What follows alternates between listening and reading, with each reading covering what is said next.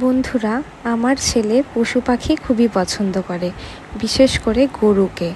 আর সেই পশু পাখিদের সাথে কাটানো সুন্দর মুহূর্তগুলি আমি আপনাদের সামনে তুলে ধরছি। চলুন দেখা যাক।